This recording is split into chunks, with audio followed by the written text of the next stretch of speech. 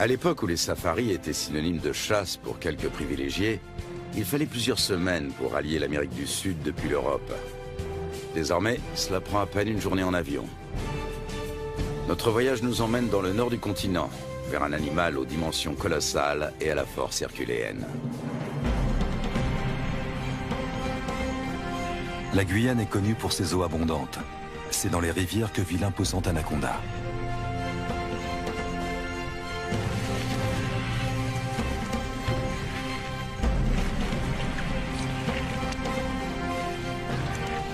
Vénéré et craint, mi-dieu, mi-démon, il règne en maître sur ce paradis aquatique. C'est ici qu'il entraîne tous ceux qui ont le malheur de céder à son emprise.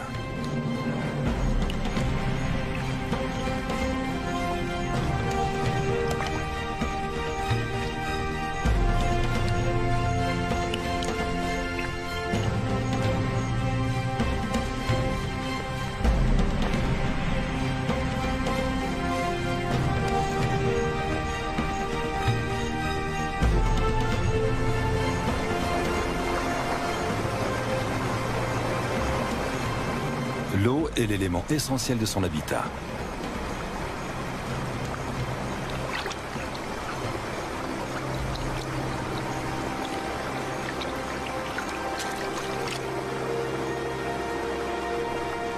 L'anaconda apprécie les environnements humides au même titre que le tapir et ses 300 kilos. Et le caïman noir qui mesure jusqu'à 7 mètres de long.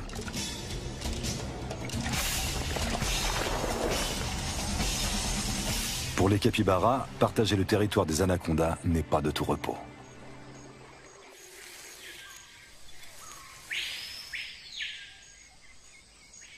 Lutz Dierksen est biologiste. Il est fasciné par les serpents constricteurs. Même s'ils ne sont pas venimeux, cela ne les empêche pas de mordre. Le boa arc-en-ciel, lui, vit dans la forêt, au milieu des feuilles et des broussailles.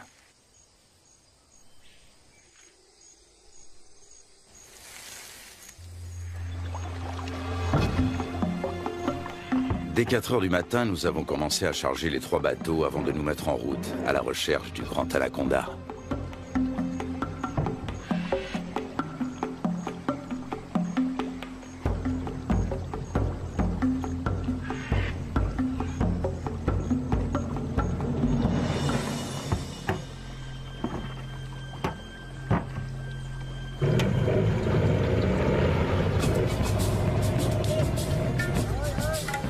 Notre équipe se compose de Lutz Dierksen, de 9 accompagnateurs et de 3 caméramens.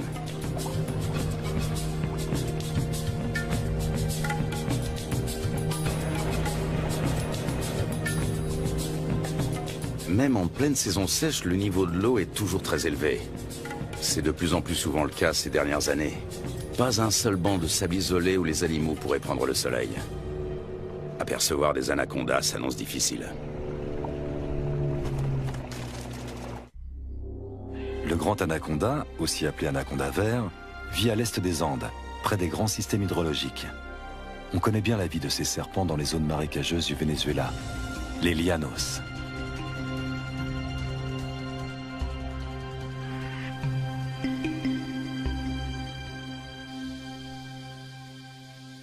Là-bas, les anacondas mesurent rarement plus de 4,5 mètres de long.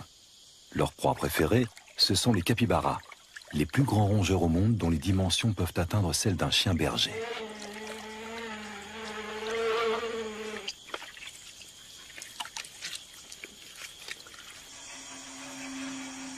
Pendant la saison sèche, la savane se transforme. Les lacs deviennent de vastes champs de boue durcie.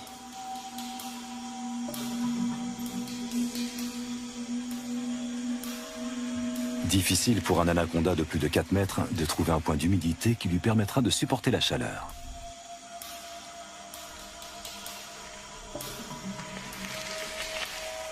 Les petits spécimens ont moins de mal à survivre.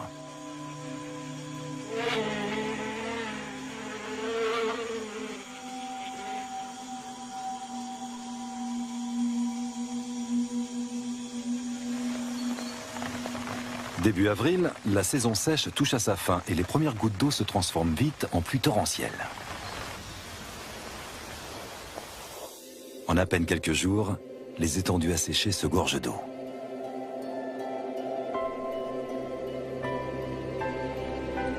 L'anaconda retrouve enfin son élément de prédilection. De toutes parts, la savane verdit et renaît à la vie.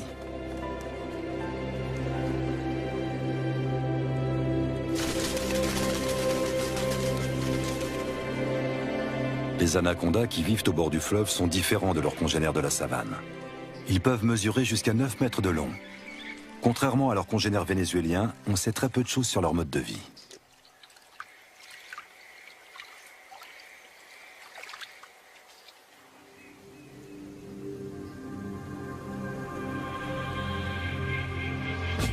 Notre première journée de voyage touche à sa fin à Riwa, le dernier village qui borde la rivière.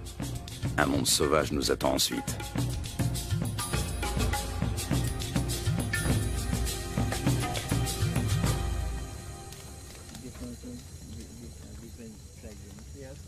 À la lueur du feu de camp, un vieux chasseur nous raconte la légende du Matapi.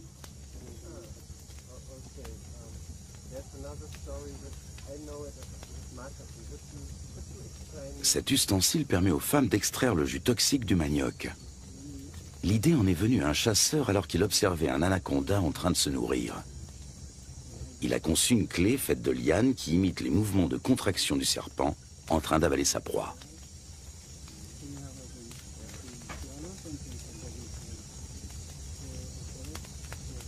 Fascinant. Tout autant que le ciel qui brille de 1000 étoiles au-dessus de nos têtes.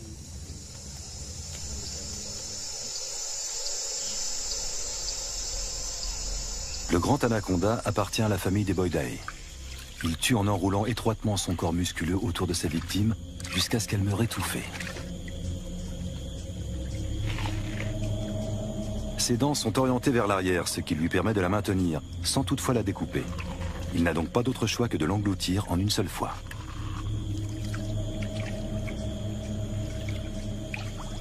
Sa mâchoire et son corps sont capables d'une extraordinaire dilatation. Comme il ne peut déglutir, il détend puis contracte ses muscles. Grâce au mouvement ondulatoire de ses anneaux, il fait progresser sa proie toujours plus profondément dans son œsophage.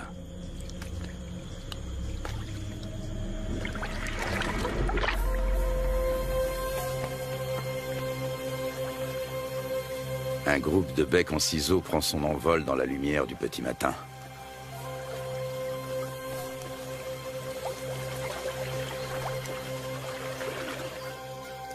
Les bateaux sont chargés. Un rapide petit déjeuner, puis il faut repartir.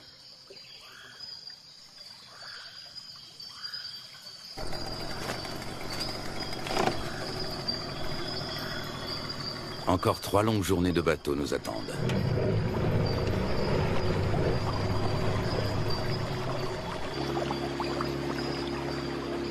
Notre objectif, un territoire inexploré situé en amont de la rivière. Il y a 2 ans, des chasseurs y ont observé des anacondas de plus de 6 mètres de long. Lutz Dirksen a l'intention de remonter cette piste.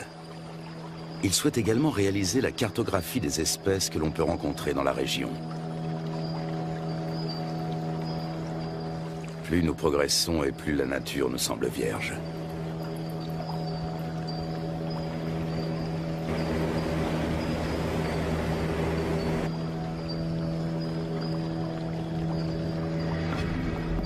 Avec un tel niveau d'eau, les caïmans noirs ont bien du mal à trouver un endroit où se prélasser.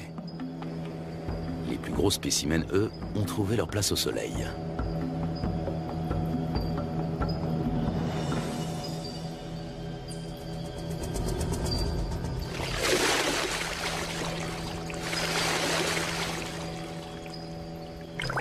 Le caïman noir est le plus gros prédateur du continent. Ses mensurations, 7 mètres de long pour 100 kilos. Des écailles viennent agrémenter sa tête et son dos.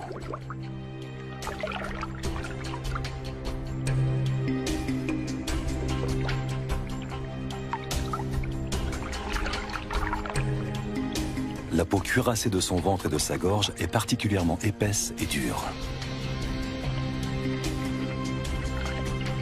Sa mâchoire supérieure est typique de son espèce. Toute dent qui tombe repousse invariablement. Les petits points qui ornent son museau sont autant de récepteurs ultrasensibles qui lui permettent de localiser ses proies. Au fil de l'évolution, les crocodiliens, dont font partie les caïmans, ont su imposer leur domination. Après plusieurs heures de trajet, une pause est la bienvenue. C'est Lutz Dirksen qui tient le journal de l'expédition. Ses observations précises sur les espèces rencontrées lui seront plus tard d'une grande utilité. Notre campement sur la rive a éveillé l'intérêt des caïmans. Prudemment, mais non sans une certaine curiosité, ils viennent y voir de plus près.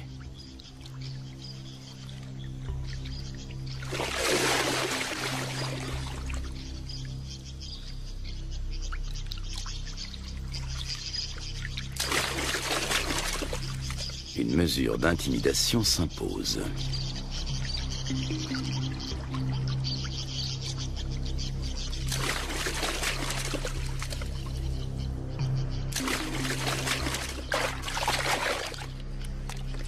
Dans l'eau, le caméraman se fait tout petit.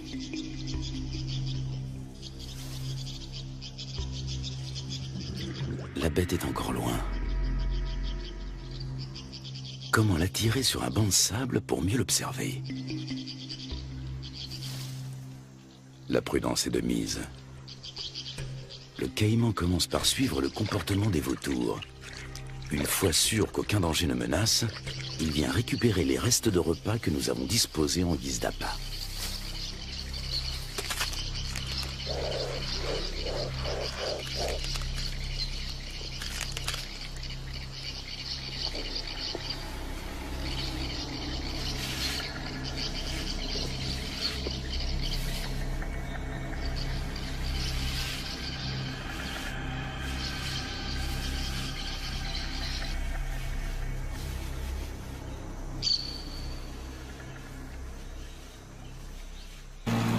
Le voyage reprend à bord de nos 3 bateaux.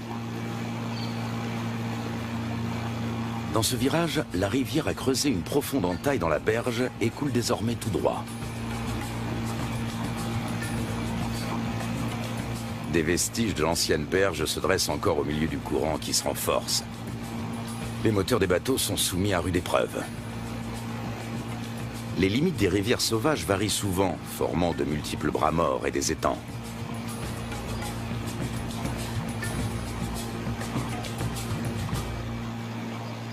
L'après-midi suivant, nous croisons une famille d'otaries géantes. Les Indiens les attirent grâce à un cri bien particulier.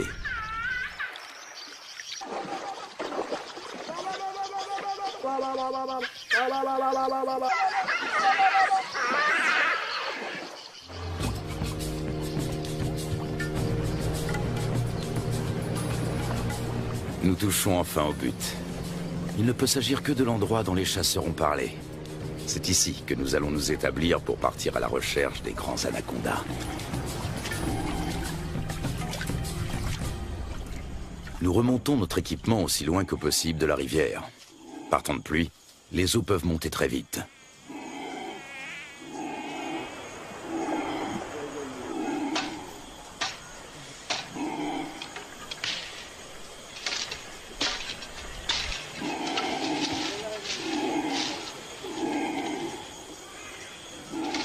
Sous les cris de protestation des singes hurleurs, nous installons 4 bâches imperméables.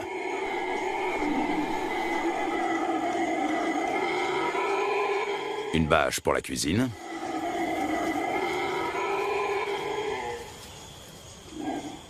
Une pour l'équipement de tournage.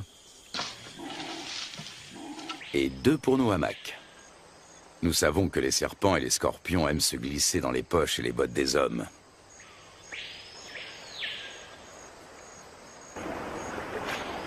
Du poisson frais vient compléter nos rations de riz, de pâtes et de haricots.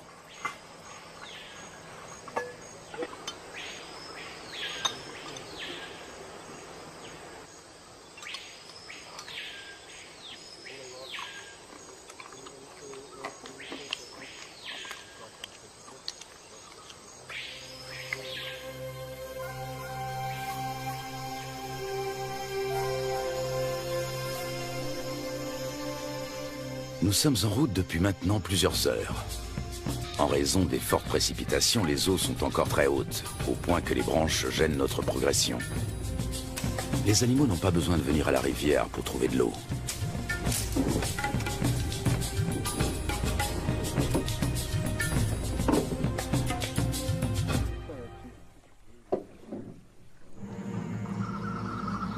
Durant la saison des pluies, les anacondas suivent l'eau jusque dans la forêt. Ils passent toute leur vie dans les marécages. Même leur venue au monde a lieu en milieu aquatique. Dans le corps de leur mère, les embryons grandissent à l'intérieur des œufs. Lorsque ceux-ci sont prêts à éclore, les jeunes s'extirpent de la coquille avant d'être sortis du ventre de la mère. Ils naissent ensuite sous forme de petits serpents parfaitement développés. Ils sont tout de suite dans leur élément. Le nombre de jeunes dépend du gabarit de la mère. Chez une grande femelle, une portée peut compter plus de 80 serpentaux.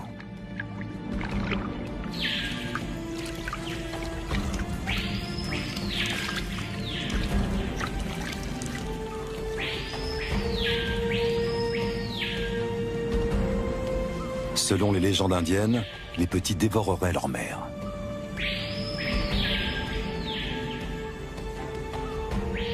Un certain nombre de serpentaux s'éloignent quelques minutes à peine après leur naissance. Ce sont déjà des prédateurs à part entière avec un redoutable instinct de chasseur.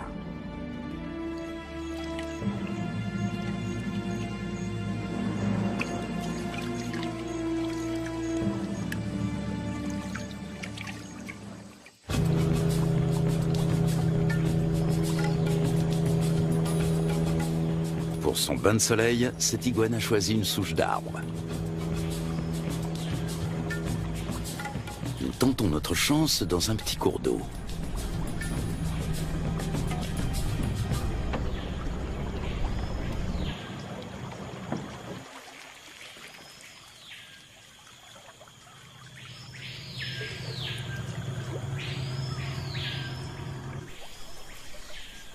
Aux aguets, notre capitaine a repéré un mouvement et attrapé le responsable.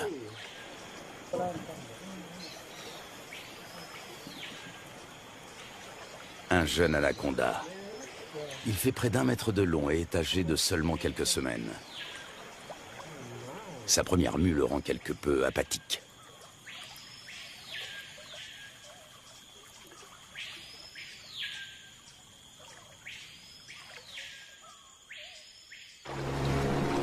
De retour à bord du bateau, le soleil se fait brûlant. La saison sèche semble enfin arriver. Il faudra toutefois attendre plusieurs jours pour que le niveau des eaux baisse.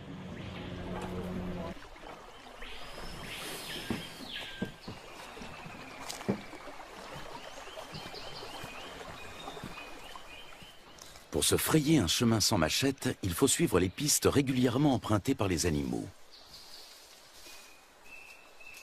Voici un boa constrictor.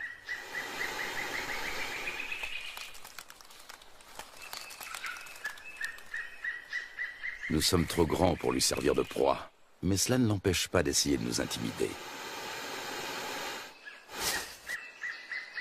Lutz Dirksen connaît bien le comportement des serpents. D'une main experte, il attrape doucement mais fermement l'animal derrière la tête. Le boa constrictor est un cousin terrestre de l'anaconda. Celui-ci mesure près de 3 mètres. Il s'agit clairement d'une femelle.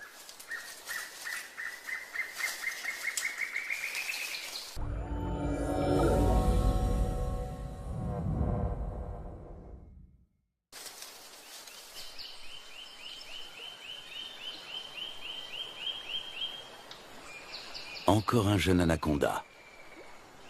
Lorsqu'ils sont âgés d'à peine quelques jours, ils se montrent particulièrement agressifs.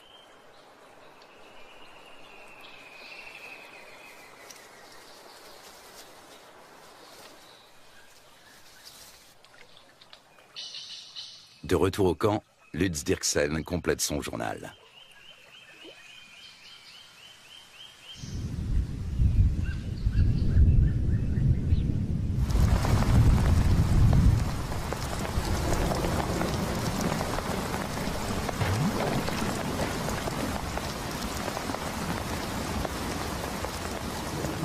Ces 4 dernières années, la Guyane n'a pas connu de saison sèche normale.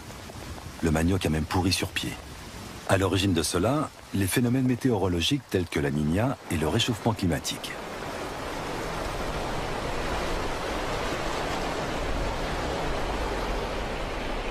Des pluies torrentielles viennent grossir les cours d'eau. En quelques heures à peine, le niveau peut monter de plusieurs mètres.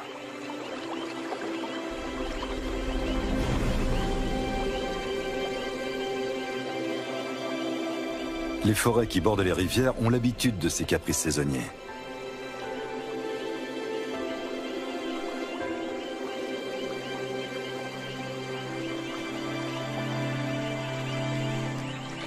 Les caïmans suivent eux aussi l'eau dans la forêt.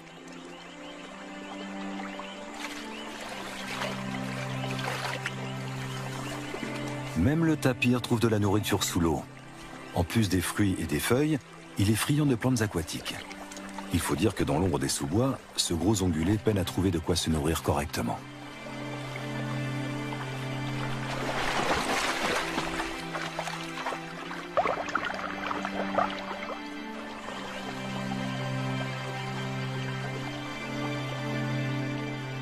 D'autres, en revanche, tentent d'éviter l'eau.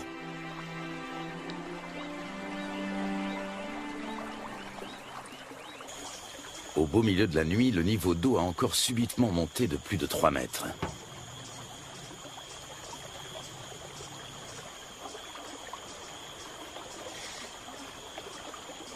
Nous sommes parvenus à mettre en lieu sûr la plupart de nos provisions, et surtout nos bateaux.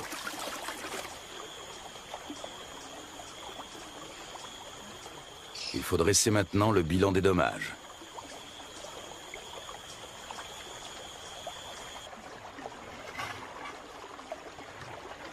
Tout est humide, voire trempé. Même notre matériel de tournage doit être séché.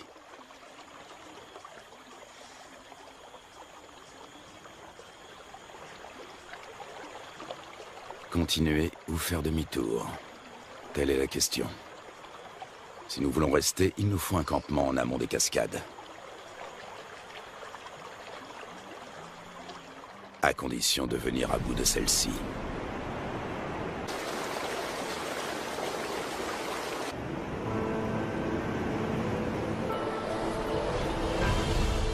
Rapides et cataractes sont fréquents en Guyane. Ils forment un habitat aquatique à part.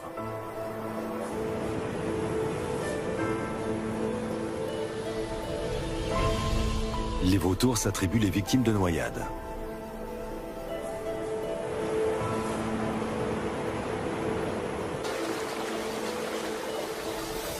Dans les zones plus paisibles, les hérons se régalent d'escargots et de petits poissons.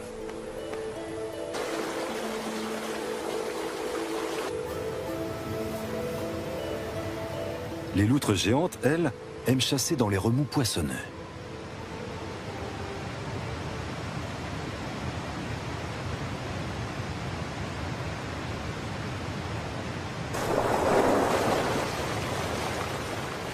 C'est là également que l'oiseau serpent vient pêcher de petits silures. Nous sommes sur le territoire du jacara, la seule espèce de caïman qui évolue dans ces eaux torrentielles. Il est nettement plus petit que le caïman noir.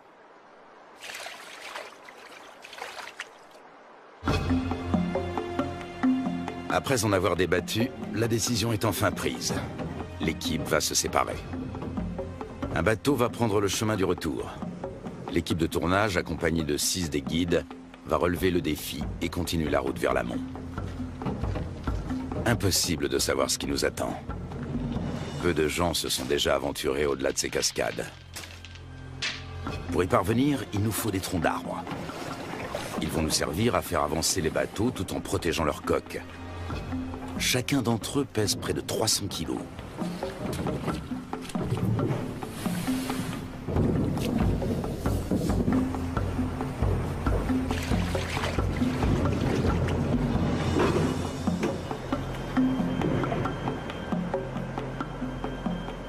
Lutz Dirksen repère un cousin de l'anaconda.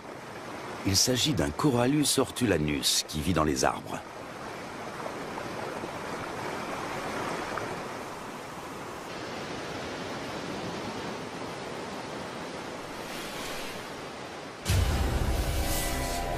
Ce boa de couleur verte est connu pour son agressivité, mais fort heureusement, il n'est pas venimeux. Lorsqu'il attaque, il se cramponne à sa proie.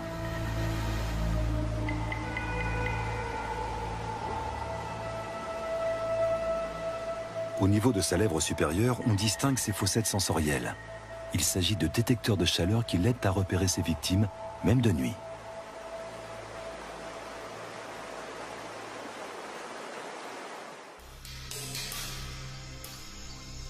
L'anaconda aussi s'oriente grâce à la chaleur corporelle dégagée par ses proies lors de la chasse.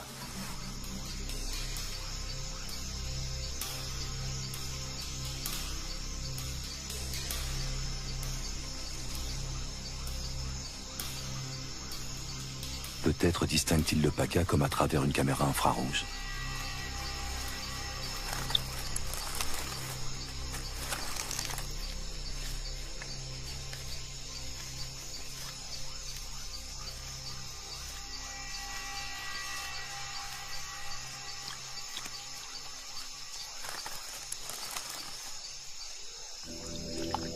Le plus souvent, l'anaconda chasse en restant immobile sous l'eau, attendant qu'une proie arrive à sa portée. Seul son nez et ses yeux dépassent discrètement de la surface.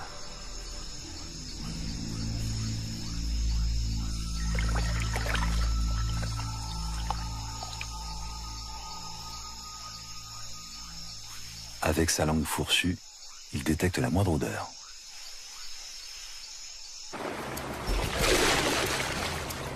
Nous progressons bien plus péniblement que nous ne l'avions imaginé. À la cascade succèdent des rapides, puis une nouvelle cataracte, puis encore des rapides. Impossible de naviguer, il y a trop de rochers sous l'eau. Le doute commence à s'installer.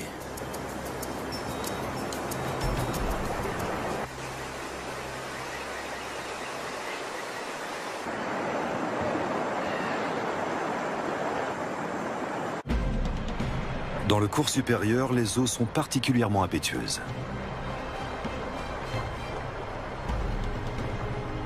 Jalonnés d'îlots et de rochers, de nombreux rapides se feraient un chemin à travers la contrée sauvage. Souvent, ils sont impraticables sur plusieurs kilomètres.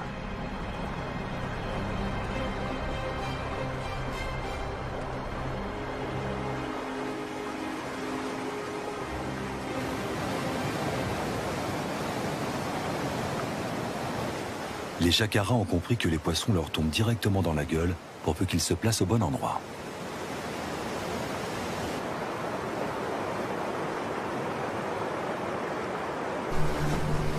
Au bout d'à peine quelques centaines de mètres, une nouvelle cataracte nous ferme le passage. Une fois de plus, impossible de passer.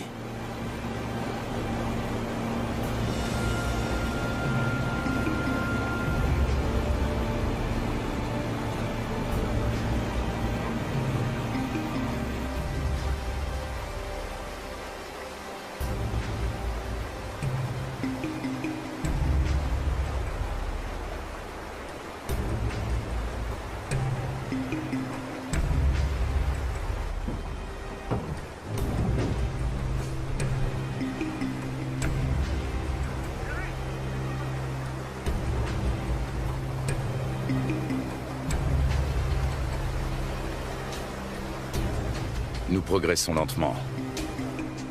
Souvent, la voie se referme et il faut rebrousser chemin pour tenter notre chance dans un nouveau bras.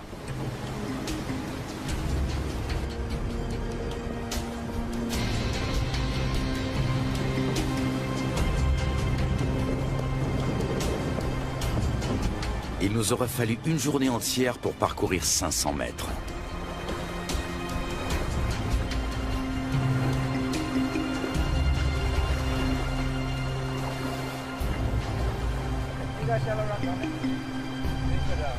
Alors que nous nous apprêtons à renoncer, le fleuve change de visage pour redevenir enfin navigable.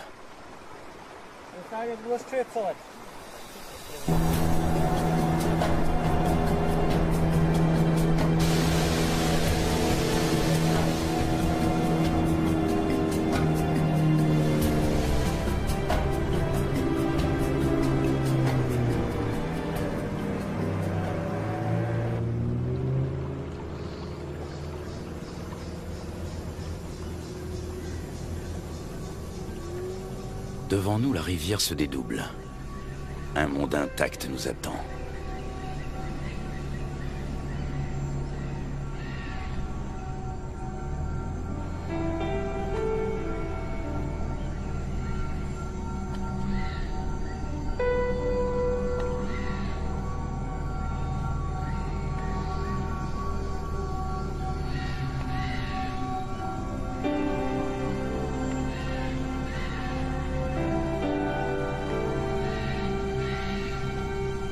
Le lendemain, un nouveau campement est monté.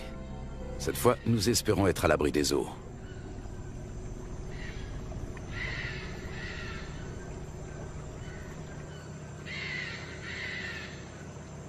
Non loin de notre campement, nous tombons sur un groupe de capybaras. L'un d'entre eux arbore sur le flanc une tache rougeâtre qui ressemble fort à une morsure fraîche.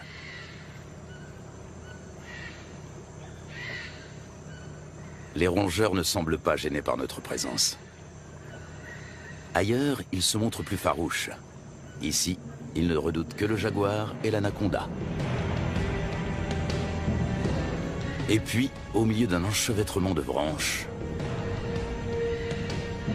il est là, immobile. Il a pourtant perçu notre présence depuis un bon moment.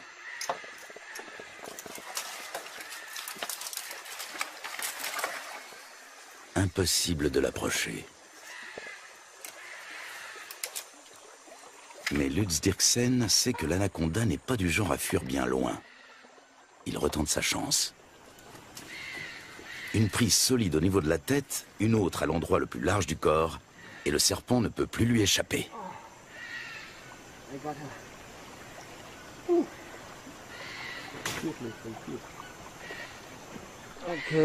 On va le mesurer. Lutz Dirksen fait de la recherche fondamentale. Il réunit des informations sur la taille, la couleur et la répartition des serpents. Il est l'un des plus grands experts de l'anaconda. Personne n'a jamais examiné d'aussi près ce spécimen aquatique.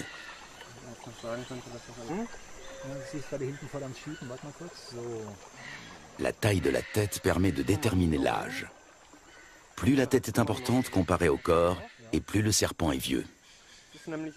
À présent, Lutz va déterminer son sexe.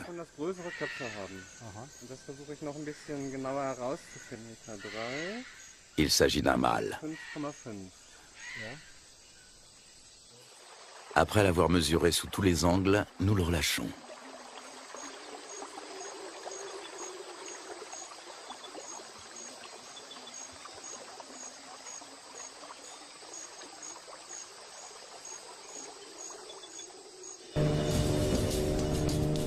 Les jours suivants, notre quête d'un spécimen de grande taille se poursuit.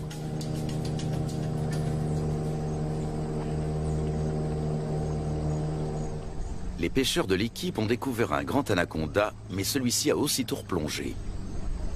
De toute évidence, il est toujours dans les environs.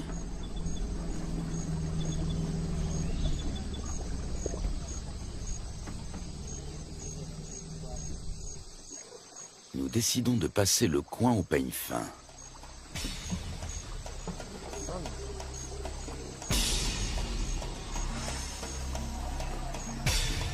Et nous parvenons à rattraper le fuyard.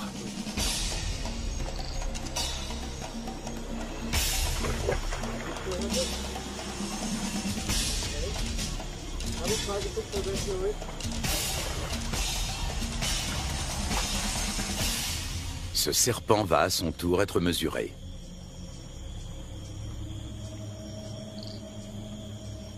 Encore un mâle. 3,30 m de long. Les anacondas mâles sont bien loin d'atteindre la taille des femelles. Ils dépassent rarement les 3 mètres, tandis que les femelles qui vivent dans les rivières peuvent atteindre 9 mètres.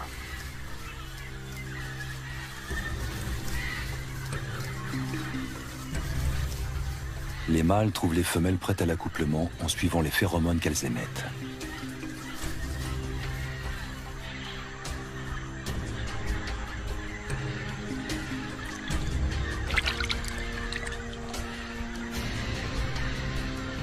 Il leur faut parfois suivre la piste sur de nombreux kilomètres.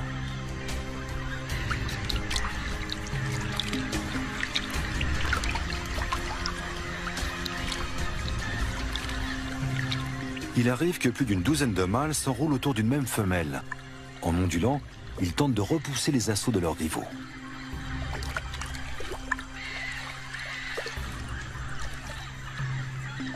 La femelle s'accouple ainsi avec plusieurs mâles.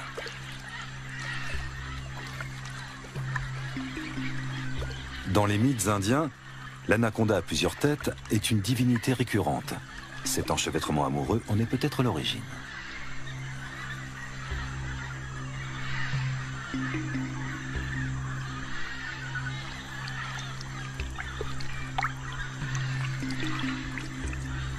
L'accouplement peut durer jusqu'à 4 semaines.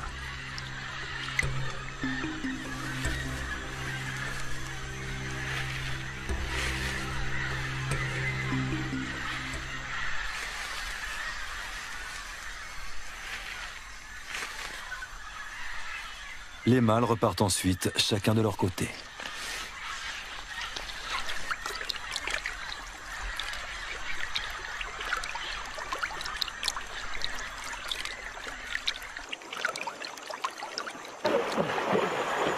Soudain, nous faisons une découverte de taille.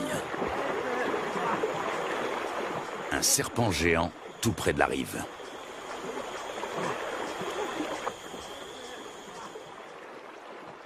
Même à 4, nous avons du mal à le maîtriser.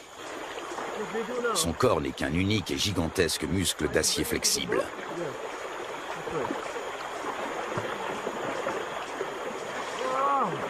Il doit avoisiner les 200 kilos. Il s'agit d'une femelle.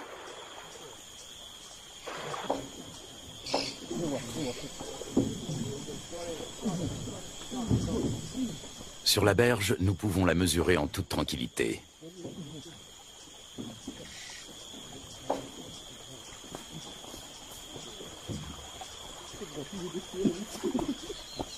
Un sac sur la tête devrait la calmer. Un moyen qui a fait ses preuves.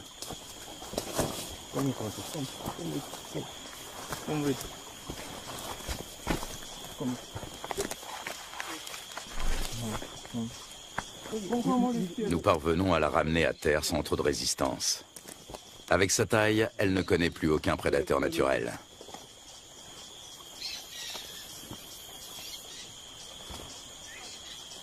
Certes, elle n'est pas venimeuse, mais elle sait se défendre.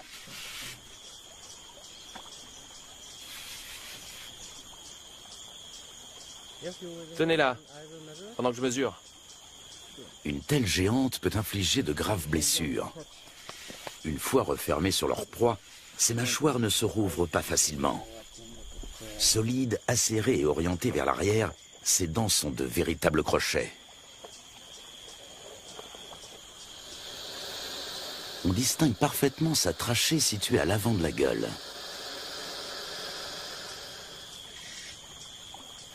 Elle lui permet de respirer pendant qu'elle avale lentement ses victimes.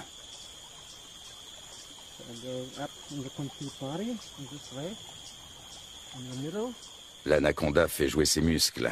Difficile de prendre ses mesures.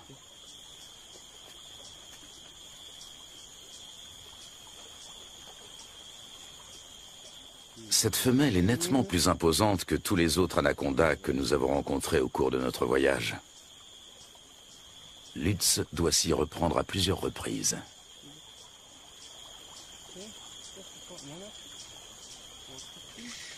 « 4,50 m.